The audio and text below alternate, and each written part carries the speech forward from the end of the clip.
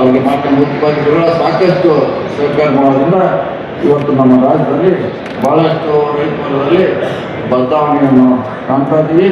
ಅವ್ರು ಹೇಳಿದಂಗೆ ಸಚಿವರು ದೇಶದಲ್ಲೇ ಅತ್ಯಂತ ಹೆಚ್ಚು ನಾವು ರೈತರಿಗೆ ಕೃಷಿಗೆ ಹೆಚ್ಚು ಅನುದಾನವನ್ನು ಸಿದ್ದರಾಮಯ್ಯ ಸರ್ಕಾರ ನೀಡ್ತಾ ಮಾತನ್ನು ಕೂಡ ಹೇಳಿದ್ದಾರೆ. ಮುಂಚೆ ಕಾಲ ಬೇರೆ ಇತ್ತು, ಈಗ ಕಾಲ ಬದಲಾವಣೆಗೆ ನಾವು ರೈತರು ಕೂಡ ಬದಲಾವಣೆ ಆಗೋದು ಭಾಳ ಅವಶ್ಯಕತೆ. ಬೇರೆ ದೇಶದಲ್ಲಿ ಕಡಿಮೆ ಭೂಮಿಯಲ್ಲಿ, ಕಡಿಮೆ ನೀರಲ್ಲಿ, ಕಡಿಮೆ ರಸಾಯನದಲ್ಲಿ ನಮ್ಗಿಂತಲೂ 2-3 ಪಟ್ಟು ಆದಾಯವನ್ನು ಕೊಡಿದ್ರೆ ನಾವು ನೋಡಿದ್ದೀವಿ.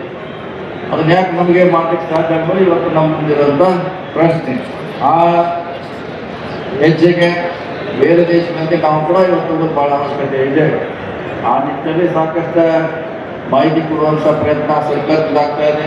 ಮಣ್ಣು ಪರೀಕ್ಷೆ ಮಾಡ್ತಾ ಇದ್ದಾರೆ. ಇಲ್ಲಿ ಬೇಕಾದ ಎಲ್ಲ ಸಮಸ್ಯೆಗೆ ಪರಿಹಾರ ಮಾಡುವಂಥ ಪ್ರಯತ್ನ ಕೃಷಿ ಇಲಾಖೆಯಿಂದ ಆಗ್ತಾ ಇದೆ, ಸಕ್ಕರೆ ಇಲಾಖೆಯಿಂದ ಆಗ್ತಾ ಇದೆ, ತೋಟಗಾರಿಕೆ ಇಲಾಖೆ ಆದ ಮೂಲಕ ಈ ರೈತರನ್ನ ಸಾಲ ಮಾಡಬೇಕಂತ ನಮ್ಮ ಸರ್ಕಾರದ ಉದ್ದೇಶ ಆಗಿದೆ. ನಾವು ಕಾಲ ತಕ್ಕಂತೆ ಬದಲಾವಣೆ ಭಾಳ ಅವಶ್ಯಕತೆ.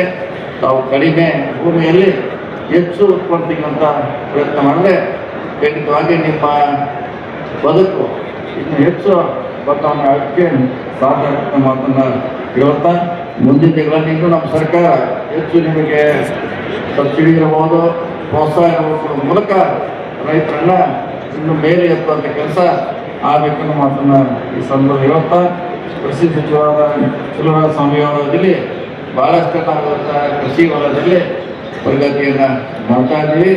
ಇದರಿಂದ ರೈತ ಸಮುದಾಯ ಇನ್ನು ಹೆಚ್ಚು ಆರ್ಥಿಕವಾಗಿ ಸಬಲೀಕರಣ ಆಗಂತೇಳಿ ನಮ್ಮ ಖುಷಿ.